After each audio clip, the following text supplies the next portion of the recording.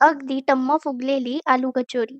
अगदी खुसखुशीत झालीये, अजिबात तेलकट झालेली नाही आणि या कचोरीमध्ये भरपूर सारण भरलंय तरीसुद्धा तेलामध्ये कचोरी फुटत नाही आणि ही कचोरी अगदी घरगुती साहित्यामध्ये तयार होते. झटपट तयार होणारी कचोरी आहे. संध्याकाळच्या वेळी काही चटपटीत खायची इच्छा झाली, तर अशी आलू कचोरी तुम्ही झटपट तयार करू शकता. चला तर मग रेसिपीला सुरुवात करूया. पण त्याआधी चॅनलवर नवीन असाल तर चॅनलला सबस्क्राईब करायला विसरू नका. अशी खुसखुशीत, टम्म फुगलेली, अजिबात तेलकट न होणारी आलू कचोरी बनवायला घेऊ. सर्वात आधी कचोरीचं आपण सारण कसं तयार करायचं ते पाहूयात. तर सर्वात आधी इथे मी मध्यम आकाराचे 3 बटाटे उकडून घेतलेत. कुकरला 2 शिट्ट्यांमध्ये बटाटा अगदी मऊसूत शिजला जातो. त्याचबरोबर बटाटा उकडल्यानंतर त्याची साल काढून घेतलीये. आता हा बटाटा आपण मॅश करून घेऊयात. अगदी बारीक असा बटाटा मॅश करून घ्या. तर बटाटा इथे मी व्यवस्थित मॅश करून घेतलाय. आता ही आलू कचोरी अगदी चविष्ट होण्यासाठी आपण एक स्पेशल मसाला तयार करणार आहोत. त्यासाठी इथे मी 1 चमचा धणे घेतलेत. सोबत 1 चमचा जिरं, त्यानंतर 1 चमचा बडीशेप घेतलीये. आता हे तिन्ही जिन्नस आपण मिक्सरच्या भांड्यामध्ये घालूया आणि मिक्सरला हे साहित्य आपण जाडसर वाटून घेणार आहोत. याची पावडर करू नका, छान जाडसर असं हे वाटून घ्या. तर इथे मी हे मिक्सरला असं जाडसर फिरवून घेतलंय. आपलं बटाट्याचं सारण बनवण्यासाठीचा मसाला तयार आहे. त्यानंतर आता आपण मिरचीचा छान झणझणीत ठेचा तयार करून घेऊ.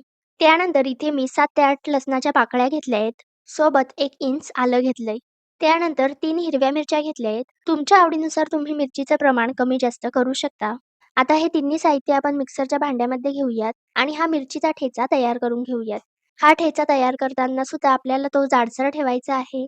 अशा पद्धतीने यामध्ये पाणी न घालता इथे मी हा ठेचा तयार करून घेतलाय. छान असा जाडसरच तयार करून घ्या. आता आपण बटाट्याचं सारण बनवायला घेऊया. त्यासाठी इथे मी गॅसवर कढई गरम करत ठेवली आहे. कढई गरम झाल्यानंतर यामध्ये मोठे 2 चमचे तेल घालूयात. 2 चमचे तेल यामध्ये घातल्यानंतर आता तेल व्यवस्थित गरम करून घेऊयात. तेल गरम झालं की यामध्ये 1 चमचाभर मोहरी घालूयात. मोहरी छान तडतडली की त्यानंतर यामध्ये आपण तयार करून घेतलेला मिरची, आलं व लसणाचा ठेचा घालूयात. तर जवळपास इथे 1 चमचाभर हा ठेचा तयार झालाय. आता हा ठेचा आपण व्यवस्थित तेलावर परतून घेणार आहोत. गॅसची फ्लेम मध्यम ठेवा व अशा पद्धतीने इथे आपण ठेचा व्यवस्थित परतून घेऊयात. तर इथे मी मध्यम आचेवर ठेचा व्यवस्थित परतून घेतला. आता यामध्ये आपण तयार केलेला मसाला घालूयात. धणे, जिरं व बडीशेपपासून तयार केलेला हा मसाला जवळपास 1 ते दीड चमचा झालाय. हा मसाला आपण यामध्ये घालूया. तर हा मसाला आपण तेलावर व्यवस्थित परतून घेऊयात.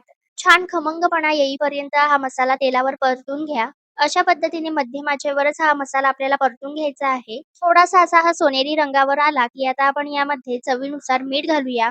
त्यानंतर यामध्ये अर्धा चमचा हळद घालूया. हळद व मीठ व्यवस्थित या फोडणीमध्ये मिक्स करून घेऊयात. हे मिक्स करून झाल्यानंतर आता आपण यामध्ये मॅश करून घेतलेले बटाटे घालूया. तर इथे मी संपूर्ण बटाटा यामध्ये घालून घेतला. आता यावर 1 चमचाभर गरम मसाला घालूया. आता यावर 2 चमचे चिंचेची चटणी घालूयात. चिंचेची चटणी घालण्याऐवजी तुम्ही चिंच भिजवलेलं पाणी सुद्धा घालू शकता. 10 ते 15 मिनिट 1 चमचाभर चिंच पाण्यामध्ये भिजवून ठेवा. त्यानंतर भिजवलेली चिंच व जवळपास 2 ते 3 चमचे त्यामध्ये पाणी घाला. मिक्सरला अगदी बारीक अशी फिरवून घ्या. मिक्सरला बारीक फिरवून घेतल्यानंतर व्यवस्थित गाळणीने चिंचेचं पाणी गाळून घ्या. अशा पद्धतीने तुम्ही चिंचेचे पाणी तयार करू शकता किंवा चिंचेची चटणी सुद्धा वापरू शकता. तर इथे मी 2 चमचे चिंचेची चटणी घातलीये. यामुळे कचोरीला छान चव येईल. आता हे सर्व साहित्य आपण व्यवस्थित मिक्स करून घेऊयात. अशा पद्धतीने सर्व साहित्य व्यवस्थित मिक्स करून घ्या. तर इथे मी सर्व व्यवस्थित मिक्स करून घेतलं. त्यानंतर आता आपण यावर झाकण ठेवूयात. झाकण ठेवून झाल्यानंतर आता गॅसची फ्लेम मध्यम ठेवा. त्यानंतर 5 ते 6 मिनिट आपण एक वाफ काढून घेऊयात. एक वाफ काढून घेतलीये. आता झाकण उघडूयात. एकदा पुन्हा आपण हे व्यवस्थित मिक्स करून घेऊयात. त्यानंतर यावर मूठभर बारीक चिरलेली कोथिंबीर घालूयात. कोथिंबीर छान बारीक चिरून घेतलीये. तर अशा पद्धतीने आपलं आलू कचोरीचं सारण तयार झालंय. त्यानंतर इथे मी एक मोठं ताट घेतलंय. यामध्ये 2 वाटी मैदा घेतलाय. मैद्याऐवजी तुम्ही गव्हाचं पीठ सुद्धा वापरू शकता. गव्हाचं पीठ वापरून सुद्धा तुम्ही ही कचोरी तयार करू शकता. किंवा 1 वाटी गव्हाचं पीठ व 1 वाटी मैदा अशा दोन्ही मिक्स करून सुद्धा तुम्ही ही कचोरी तयार करू शकता. तर इथे मी 2 वाटी मैदा घेतलाय. मैदा आधी चाळून घेतला. त्यानंतर इथे मी 1 चमचा ओवा घेतलाय. हा ओवा आपण हातावर व्यवस्थित चोळून घेऊयात. ओवा हातावर चोळून घेतला म्हणजे त्याचा स्वाद कचोरीमध्ये छान येतो. अशा पद्धतीने ओवा हातावर चोळून घेतला. आता हा ओवा आपण या मैद्यामध्ये घालूया. त्यानंतर यावर चवीनुसार मीठ घालूया. सोबत यामध्ये 2 मोठे चमचे तेल घालूयात. तेल घातल्यानंतर आता हे सर्व साहित्य आपण मिक्स करून घेणार आहोत. अशा पद्धतीने सर्व साहित्य मिक्स करून घेतलं. त्यानंतर अशा पद्धतीने आपण पिठाची मूठ बनवून घेऊयात. अशा पद्धतीने मूठ तयार होते. याचा अर्थ सर्व साहित्य व्यवस्थित प्रमाणामध्ये घातलंय. त्यानंतर आता थोडं-थोडं करत यामध्ये पाणी घालूयात. थोडं-थोडं करत पाणी घातलं म्हणजे आपल्याला पाण्याचा अंदाज येतो. तर इथे मी असं हे व्यवस्थित मळून घेतलंय.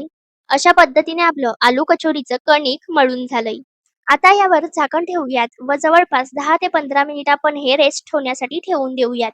10 ते 15 मिनिट आपण हे असं ठेवून दिलं, की पीठ छान फुगतं. तर इथे 15 मिनिट झालेले आहेत. एकदा हे पीठ आपण व्यवस्थित मळून घेऊया.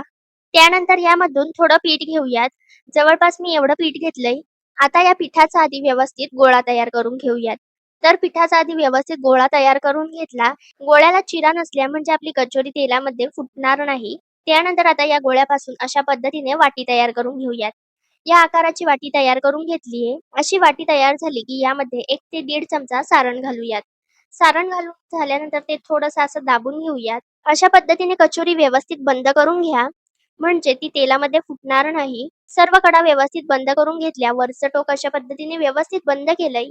त्यानंतर कचोरी अशा पद्धतीने थोडी दाबून घेऊयात. सारण सर्व बाजूंनी पसरवून घेऊयात. अशा पद्धतीने आपली कचोरी तयार झालीये. उरलेल्या पिठापासून व सारणापासून अशाच पद्धतीने कचोरी तयार करून घेऊयात. फक्त ही कचोरी तयार करताना गोळा व्यवस्थित मळून घ्या. त्याला चिरा ठेवू नका. त्यानंतर अशा मोठ्या आकारामध्ये वाटी तयार करा. जेवढं मावेल तेवढं यामध्ये सारण भरा आणि वरचं टोक व्यवस्थित बंद करून घ्या. वरचं टोक बंद केल्यानंतर ते थोडंसं असं दाबून घ्या म्हणजे कचोरी छान फुलली जाते आणि त्याचबरोबर सारण सर्व बाजूंनी व्यवस्थित पसरतं.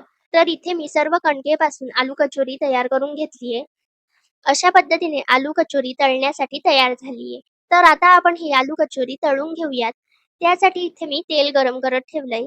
तेल आधी व्यवस्थित गरम होऊ द्या. तेल गरम झालं की यामध्ये आपण कचोरी सोडूयात. एका वेळी मावतील एवढ्याच कचोऱ्या सोडा. एका वेळी फार जास्त कचोरी यामध्ये घालू नका. तेल व्यवस्थित तापलं असेल तर ही कचोरी अगदी छान तळली जाते. जर तेल व्यवस्थित तापलं नसेल तर कचोरी तेलकट होण्याची शक्यता असते. त्याचबरोबर तेल फार जास्त कडकडीत सुद्धा गरम करू नका. नाहीतर कचोरी तेलामध्ये सोडल्यानंतर लगेचच ती वरच्या बाजूने सोनेरी रंगाची होते व आतपर्यंत व्यवस्थित तळली जाणार नाही. तर अशा पद्धतीने कचोरी एका बाजूने व्यवस्थित आपण तळून घेतलीये. आता ही कचोरी आपण पलटून घेऊयात. कचोरी अगदी छान टम्म फुगतीये. दुसऱ्या बाजूने सुद्धा कचोरी व्यवस्थित तळून घेतलीये. छान टम्म कचोरी फुगलीये. त्याचबरोबर अजिबात तेलकट झालेली नाही. दोन्ही बाजूंनी व्यवस्थित मध्यम आचेवर आपण ही कचोरी तळून घेतली. त्यानंतर जवळपास 2 ते 3 सेकंदासाठी आपण गॅसची फ्लेम हाय करूयात. हाय फ्लेमवर 2 ते 3 सेकंद ही आपण कचोरी तळून घेऊयात. यामुळे वरून कचोरी छान कुरकुरीत तयार होईल. तर अशा पद्धतीने सोनेरी रंगावर कचोरी आली, की आता ही कचोरी आपण तेलामधून काढून घेऊयात. अशाच पद्धतीने उरलेल्या सर्व कचोऱ्या तळून घेऊयात. तेल थोडंसं थंड झालं असेल, तर आपण एकदा तेल व्यवस्थित गरम करून घेऊयात. तेल गरम झालं, की यामध्ये कचोरी सोडूयात. एका बाजूने 2 ते 3 मिनिट तळून घेऊयात. त्यानंतर पलटून घेऊन पलटल्यानंतर दुसऱ्या बाजूने सुद्धा व्यवस्थित तळून घेऊयात. मध्यम आचेवर कचोरी तळून झाली, की त्यानंतर गॅसची फ्लेम हाय करून 2 ते 3 सेकंद हाय फ्लेमवर कचोरी तळून घेऊयात. वरून छान कुरकुरीत झाली, की तेलामधून काढून घेऊयात. अशा पद्धतीने इथे मी सर्व कचोरी तळून घेतल्या आहेत.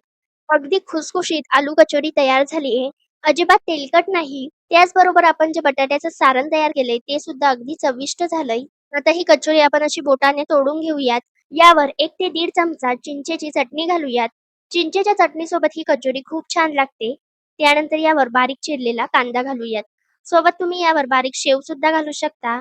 व अशा पद्धतीने आपल्या टम्म फुगलेल्या कचोऱ्या तयार झाल्या आहेत. रेसिपी कशी वाटली ते कमेंट्समध्ये नक्की सांगा व रेसिपी आवडली असेल तर व्हिडिओला लाईक करायला विसरू नका.